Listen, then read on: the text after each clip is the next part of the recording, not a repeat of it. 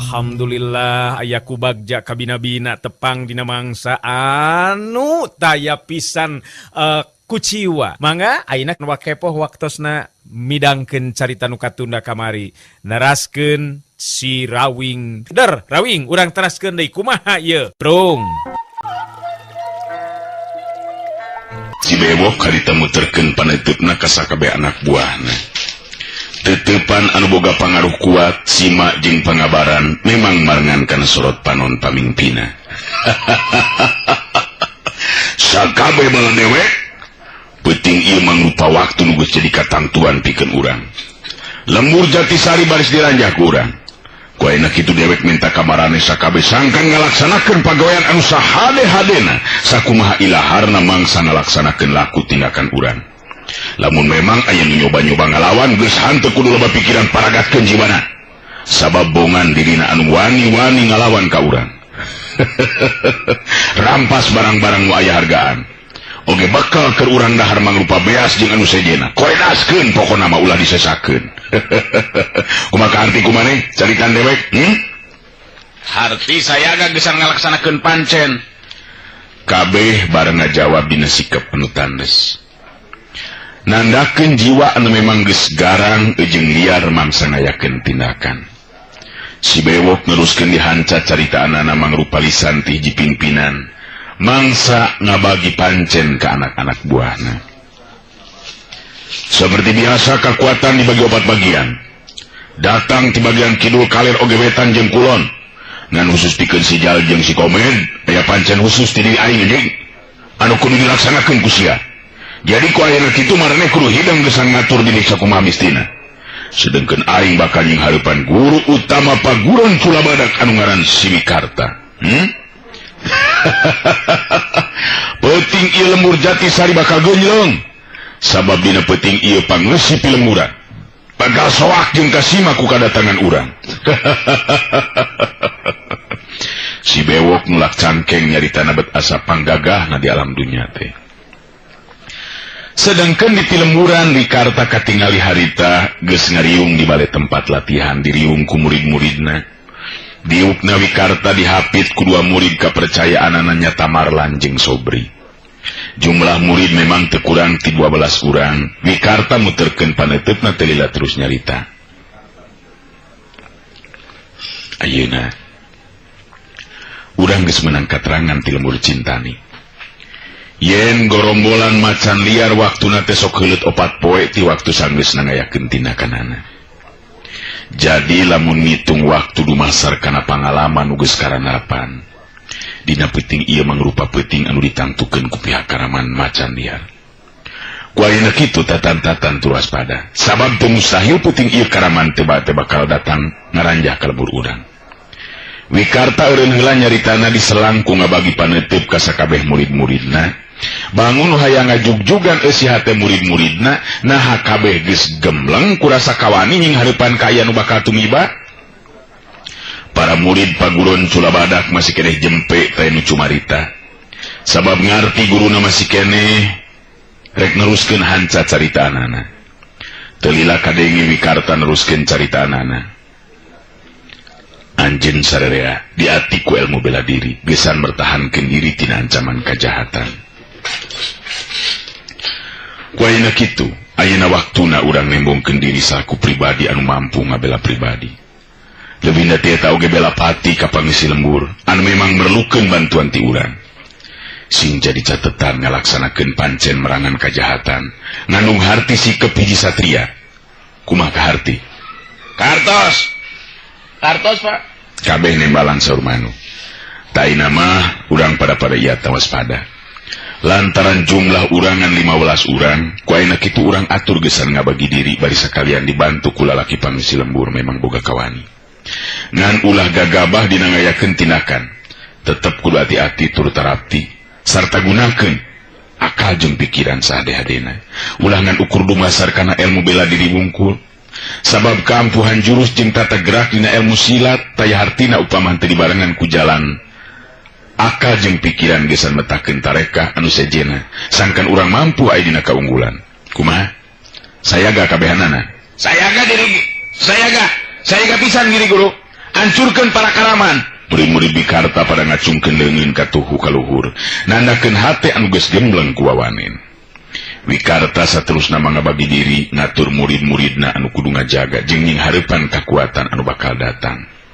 Sikep jeung caritaan Wikarta memang ngandung wibawa pikeun murid-muridna anu akhirna pada leungit karisi ilang karempan kahudang rasa sumanget jeung kawani.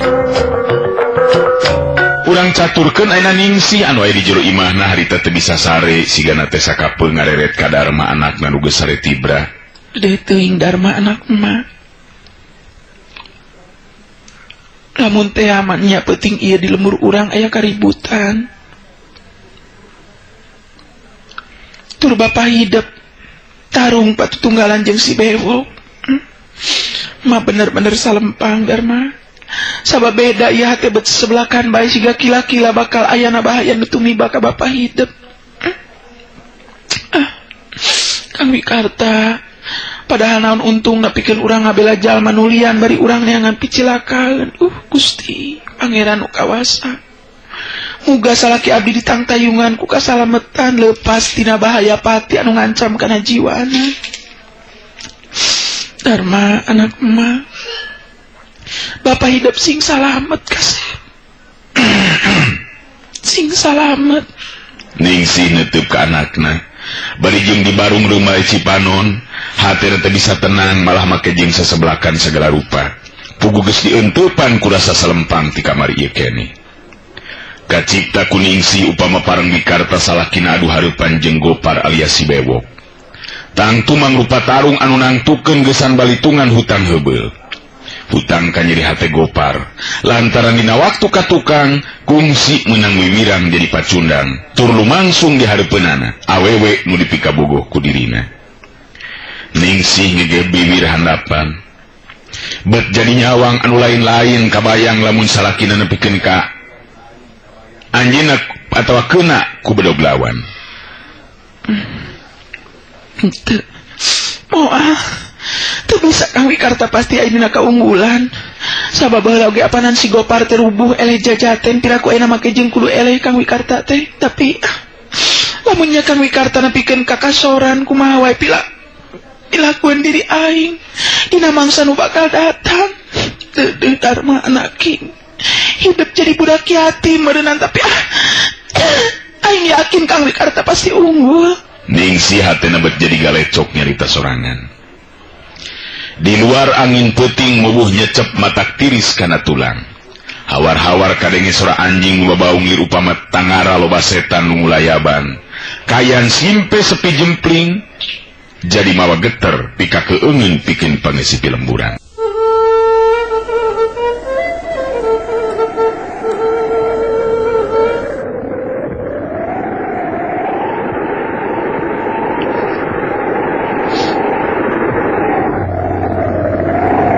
Curingkang, celeng kolebat celeng curingkang. Di antara belang-belang peuting anu ngalimpudan lembur Jatisari, katingali aya bayangan-bayangan badan anu teu beda ti kalangkang setan. Tindak jeung gerakna esturikatna keranan, nandakeun lain jalma-jalma biasa.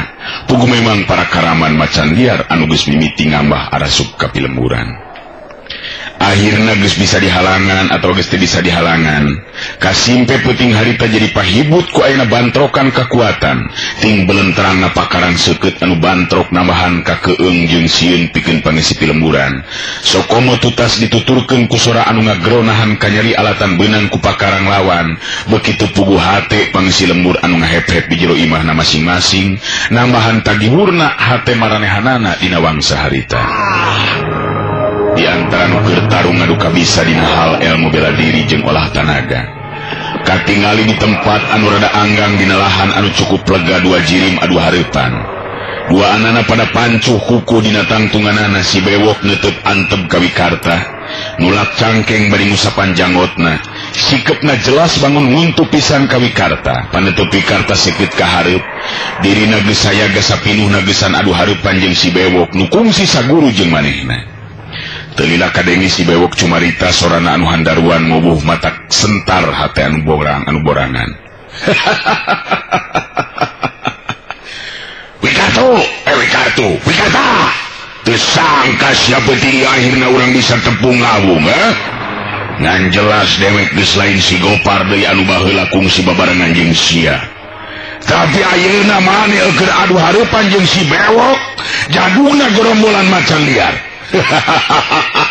Kumaha geus aya gegesan aja di langeun dewek di Garta. Bewok. Kuring memang geus maca ti anggalna yen anu datang ternyata Andika pisan. Ngan ku teu sangkana teh tindak laku anjeun bet jadi lulugu para karaman. Sikap Wikarta mah tetap tenang tapi pinuh kawaspadaan. Wikarta, teu kudu ngarasa kaget sia. Sabab pikeun diri aing teu hayang jadi jelema bener ngarti? Aji teh sia. Nu penting dina wanci penting ieu diri aing baris mayar hutang ka nyeri lantaran kungsi mewirang jadi pacundang. Ngan penting ieu mangrupa penting panungtungan pikeun maneh Wikarta. Sikap si Bewok memang sombong pisan, bangun anu geus yakin dirina baris mampu ngalaji Wikarta nu jadi lawana. Ari Wikarta maju salengkah ka hareup sukuna geus tatan-tatan gesan ngawangun kuda-kuda jang pasangan.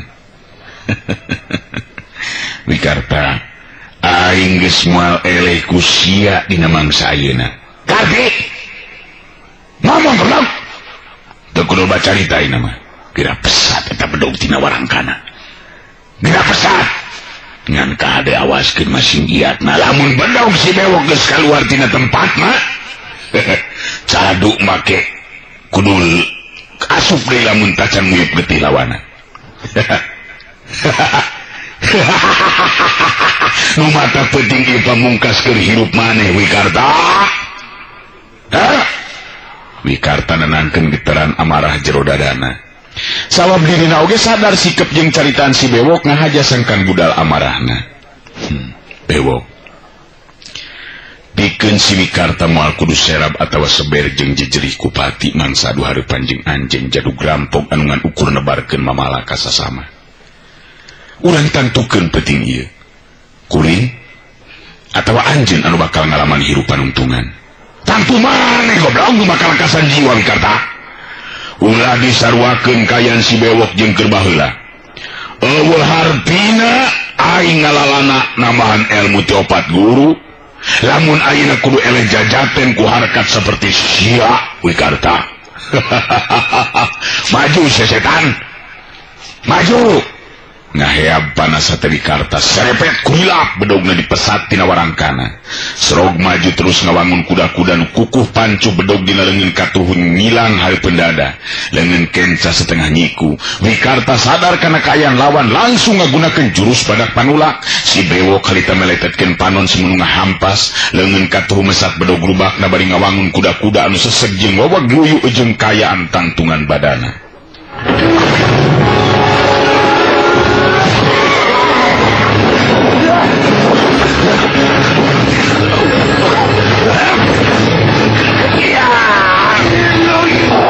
Wikarta geus teu micen di waktu ngacorelat badana muka panarajang nu munggaran. Bedogna ngolebat lir kirat ngalah kana beuheung si Bewok. Si Bewok memang geus sayaga ti anggalna bedog dina leungeunna mata mapag datangna bedog lawan. Trang si lalatuan sina balukar tina bantrokan dua bedog keluar. Marengan ngajadi jeugna badan Wikarta mundur 2 lengkah ka tukang. Karasa sasing sileumeun leungeun Wikarta nu nyekelan bedogna. Wikarta sadar jelas tenaga lapisan anu dipibana ku si Bewok geus jauh maju lamun dibandingkeun jeung keur waktu babarengan aya di Argabinana. Kaluarkeun ilmu maneh Wikarta. Coba keterukeun pamisa sia teh sia. Pangarti sanga kabisa sia teh budalkeun tenaga lapisan maneh. Penting ieu ilmu maneh moal aya hartina pikeun si Bewok.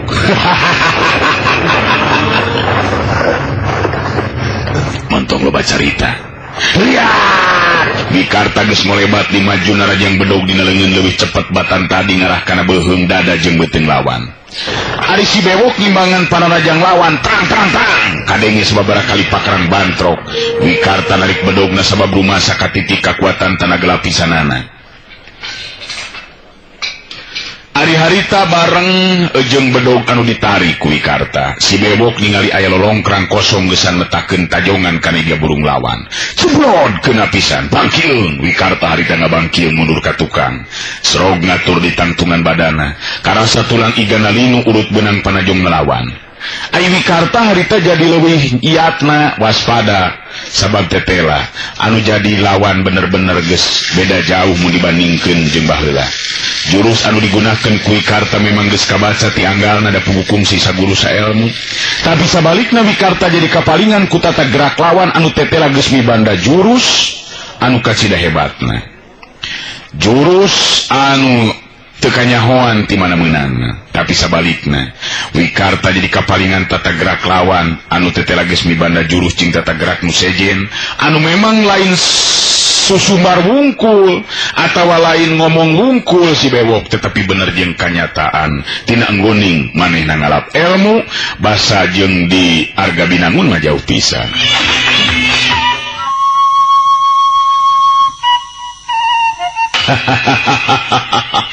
Kakara iga nu beunang Wikarta sakeudingna mah bohong maneh nu ngagelenceng tada ieu ayeuna panrajang aing ieu.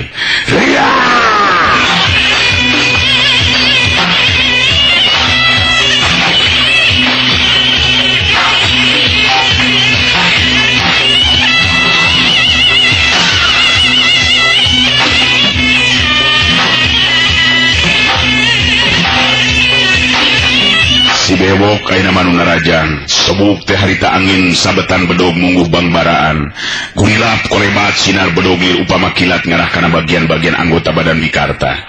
Ti mimiti sirah dada beuteung cangkeng jeung suku mangrupa gerak-gerak ilmu silat anu bener-bener ampuh tur ngabahayakeun sokoma bari dibarengan ku kakuatan tanaga lapisan. Tapi Wikarta oge teu bodoh dirina surti lamun balanga saeutik tangtu bakal cilaka. Badana cocorelatan di antara tingkulilapna sinar bedog lawan sakapeung kadenge sora plantokan pakaran dituturkeun ku petelan-petelan seuneu tina dua bedog.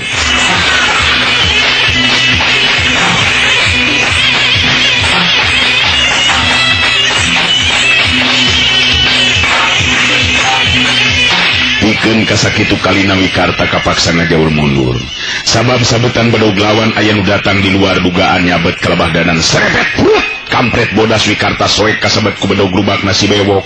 Untung kaburu ngajauhkeun awakna. Lamun telat saeutik tangtu dadana nu bakal nguag beulah ku kaseuketan pakarang lawan.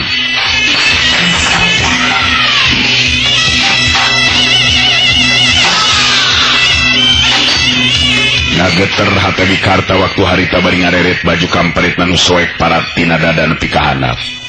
Nya antetela si Bewok lain lawanna taata ieu. Meh we bidi di aing jadi korban sabetan pakarang lawan. Bener-bener geus jauh maju elmuna si Bewok. Na mampu kira-kira na diri aing nghareupan kakuatanana. Malah kakuatan tanaga lapisan anu dipibandana jelas lebih kuat batan tanaga lapisan aing. Nya antes sangka si Bewok. Wikarta ngupat jero hatena sabab jelas karasa ina mah kahebatan si Bewok mangsa ngadu kakuatan. Kumaha Wikarta? Ai Wikarta. Bisa sia teh? Bisa. Bisanya. Kumaha kahebatan uling bedog aing, eta kakara bagian kahiji dina ilmu dasar pangrejahna ta. 10 jurus ampuh pikeun ngarecah badan jalma. Ayeuna awas jurus kadua ieu.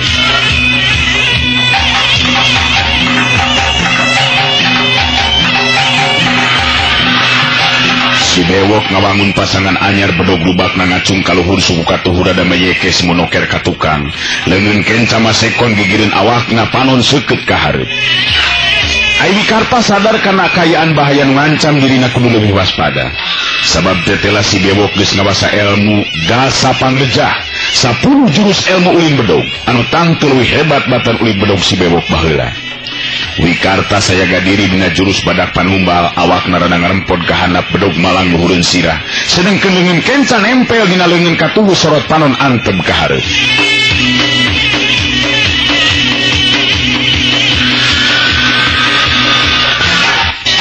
Iya modar si Wikarta. Huya, Kurebat gerakan si bewok lebih cepat batan tadi. Wikarta metokkan bedog dan nutupan badan tina sebetan bedog lawan. Tapi memeh nepi panarajang kana sasaran ngadadak si bewok ngarubah tata gerakna awak jadi gogorentelan tu beda tiba. Bari bedogna muih lir kitiran ngarasa pasang suku Wikarta beunang. Wikarta kaget anu lain dikieuna sabab teu nyangka lamun panarajang lawan ngadadak robah sarupa kitu. Untung Wikarta geus kalati sukuna. Barang ejeng datangna gulungan sinar bedog lawan, harita luncat ka luhur bari metakeun bedog ngarah kana sinar si bewok. Tapi si bewok geus bisa maca ka arahna bedog lawan. Suta! Hup! Ya! Ya!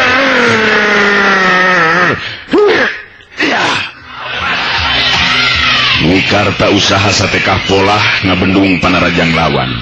Bedog dan nutupan kelemahan anggota badan tina sasaran lawan, tapi ilmu dasar pangerjah memang hebat. Di luar kemampuan Wikarta pikeun nakisna bedog si bewok kena pisan nyebet beuteung Wikarta anu harita ngarempodkeun awakna ka tukang.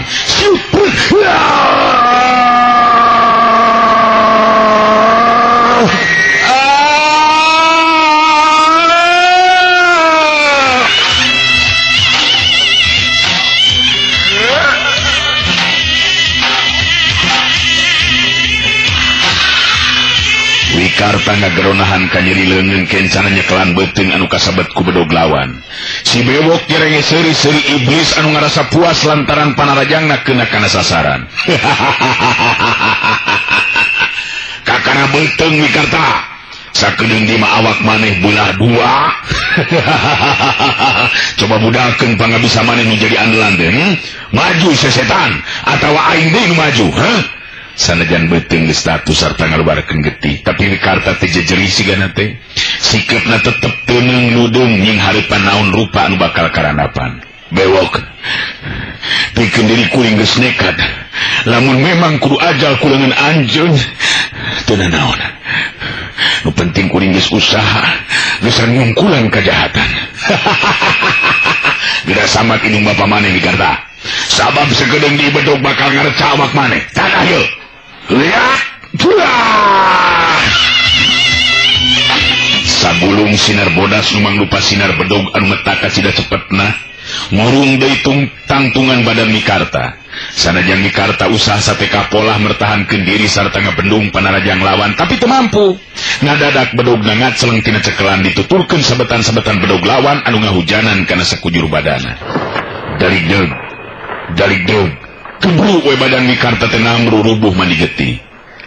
Caturkeun harita ningsih nu aya di jero imah kaget sabab pantu imah aya nu ngagodobrak ti luar. Anu memang si Jalil jeung si Komed anu harita datang pikeun nyulik ningsih, luyu jeung parentah si bewok teh. Sahan, rek naon datang asup ka imah teh sapan? Saha? Jalil jeung si Komed ngan ukur silih reret duanana saleuri bari terus si Komed nyarita. Teu kudu loba tatanya ieu namanya Nyai. Wayah namilu jeung akang sabab Nyai geus kuduna ninggalkeun di tempat. Si Komed jeung si Jalil langsung ngarejengan ningsih anu masih kene kaget ku eta kayaan. Darma nu keur sare harita jadi hudang ningali indungna keur direjangan ku dua lalaki. Darma jadi kahudang kawanina. Langsung harita ninggang beuteung si Jalil nepikeun ka seueul anganna ditotog ku Darma. Muru waktu di Badung jeung kaget sarta amek Jalil geus teu mikirkeun yen Darma teh budak leutik. Suku katuh si Jalil metana jong satarikna kana puceli Darma disusu ku sabetan bedog kana lebah beuheung Darma. Najan nya kabeunangan ku tonjongan atau ku tajongan Jalil. Tapi Darma teh saeutikna geus dilatih dasar ilmu silat, nyaho bahaya anu datang gancang miceun sirahna nyingkahan sabetan bedog lawan. Tapi lantaran gerakan si Jalil memang cepet, akhirna celi Darma belah kenca benang kasabet rampung bagian luhurna disabet bedog si Jalil.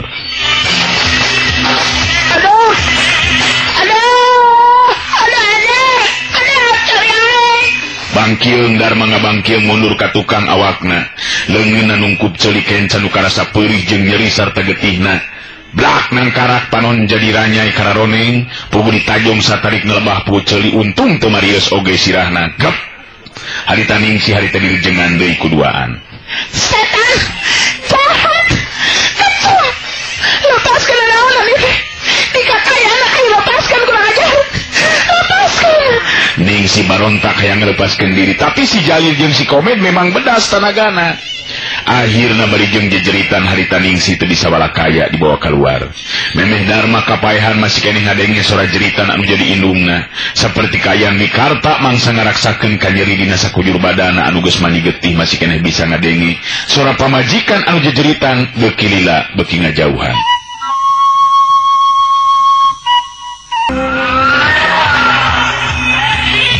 Sanggeus beres ngalaksanakeun maksudna mangsa ngerampasan harta banda pangisi pilemburan tur anu ngawalan atawa nu dibinasa, harita si Bewok mere parentah sangka ninggalkeun eta patempatan. Si Bewok ngareret ka lebah Wikarta anu ngabebengkang mani getih. Dina luhur lemah si Bewok niduhan beungeut Wikarta bari nyarita. Hah, rasakeun kumaneh, kumaha ngeunahna kojor. Pamajikan maneh siningsi bagian aing Wikarta. Hayu balik beulah, hayu balik. Balik. Hayu. Hayu balik. Sabal aing neuleuna oge. Nam, balik.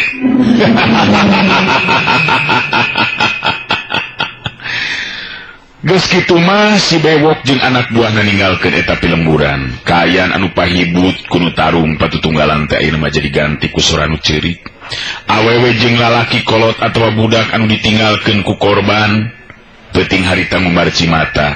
Lir upama anu kiamat lembur Jatisari dina peuting harita.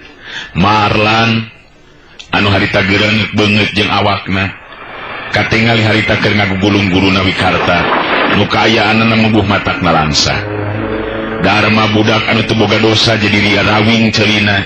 Harita ceurik digigiri nu jadi bapana dina sesa kakuatanana. Wikarta masih keneh bisa ngusapan sirah anakna.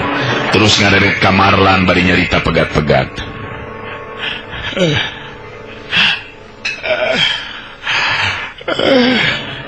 Marlan, miape.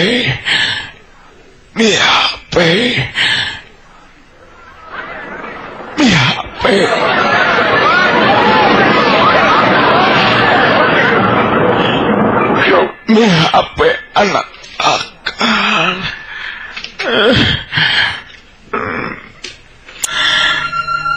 Miape Darma.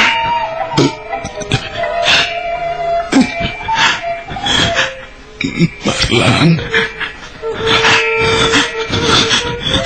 Miape. Sedengkeun Darma harita ceurik ngarangkulan awak bapana.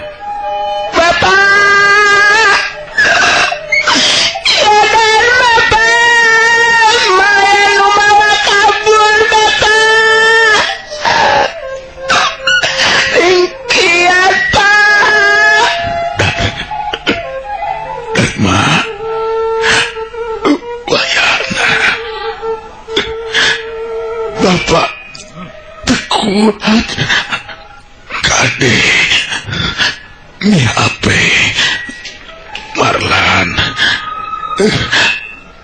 Allah Akbar, la ilaha illallah.